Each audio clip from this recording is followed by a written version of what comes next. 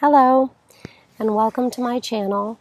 I'm Dr. Carmen McGuinness, and a very happy Mother's Day to those of you in the U.S. where we are celebrating Mother's Day today. So today I'm going to talk a little bit about the unique relationship between mother and child and how, regardless of the quality of that relationship, it does form us. And I'll offer an exercise for you toward the end so that you can do it at home, and it will shed light on what mother left on your psyche and how to build upon what you like about that and how to set aside those aspects that no longer serve you. So we all have things about ourselves that we are pleased with, and we all have fears of things we hope not to be. And of course, there are those things we know we are, and we might be ashamed of and wish to hide. But how are these things formed? Why is it that one man perfectly willing to be lazy, while another man fears that he is or will be lazy, and yet another hides his laziness, even from his own conscious awareness? Why does one woman wish to be sweet and maybe sexy when another wants to be known as serious and hardworking, setting aside those other aspects? And yet a third is perfectly capable of projecting all of those qualities to the world comfortably. How does that happen? Are these simply personality differences, allowing one quality to manifest over another, or is there something more? And if they are just that, just personality differences, from what do they originate?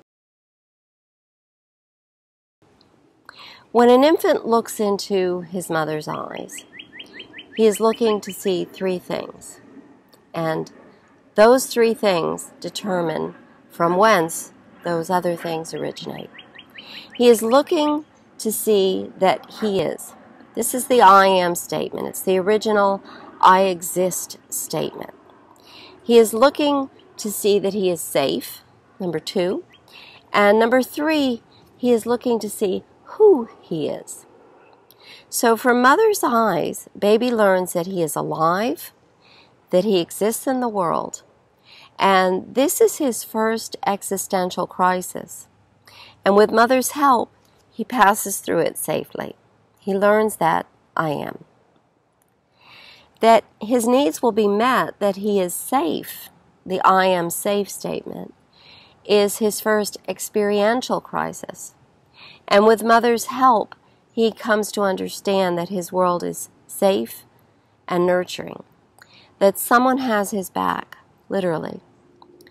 Research has shown that this requires a fully present and emotionally connected primary caregiver, usually mother.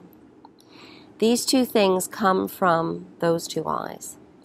Someone who takes care of baby before, not after or during texting, answering emails, or juggling another child close in years, at least most of the time. And that most is critical. Most. Not some of the time, but most of the time.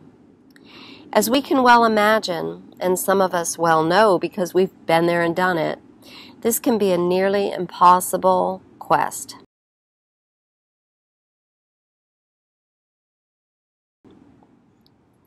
Who I am is learned by what mother imagines about her child, sees in him, in his future.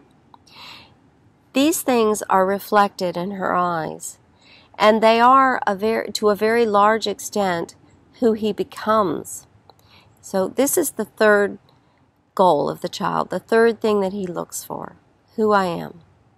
Certainly not all of us had perfectly connected mothers to teach us who we are, who we would become.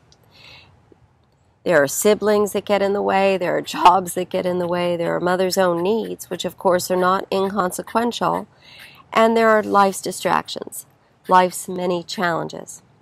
And in some cases, there are addiction, violence, neglect, and child abuse. For many, this was life as an infant, and we took from Mother what we could get. For the rest of our time together today, I'd like to focus on an activity that you can do at home to help you notice those traits and characteristics that you learned from Mother, that you'd like to nurture, versus those that no longer serve you, that you would like to let go.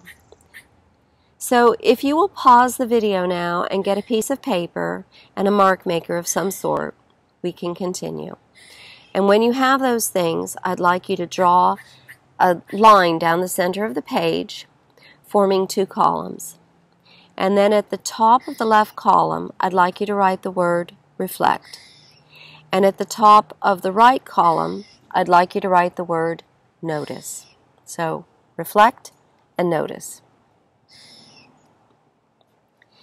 This is a worksheet for you to contemplate what you would like to select for yourself, what aspects of yourself you would like to reflect to the world, versus those that you would like to only notice and then perhaps let go and not reflect to the world. This activity is a means for you to reclaim yourself and to decide who you are, who you want to be, and who you want the world to see. This isn't a single sitting activity or even a week's work.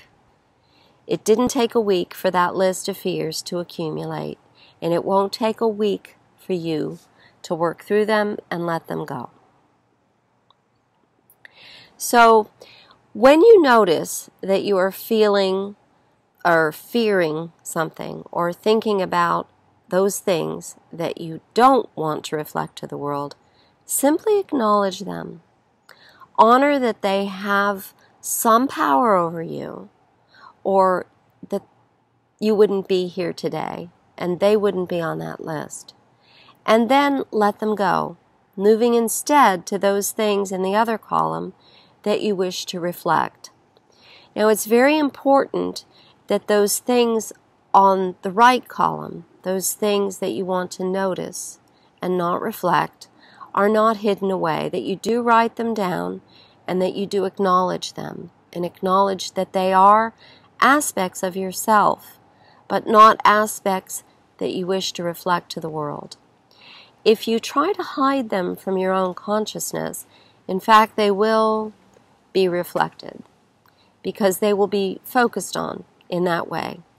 Hiding is an effortful task, and once you give effort to those things, you will in fact be giving them power.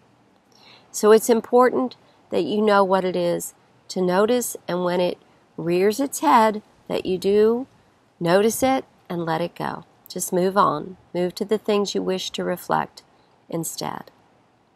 So again, this is not a single sitting activity. This is a work in progress, and I would be very delighted, if not overjoyed, if you shared with me some of the things that you've noticed about yourself that you would like to let go of, and some of the things that you would like to reflect. And that can be done in our community discussion, or you can contact me directly. Your call. So today on this Mother's Day, I'd like to wish you a lovely, amazing, and beautiful Sunday. And I'd like to thank you very much for stopping by and viewing what I had to say. Thank you. See you soon.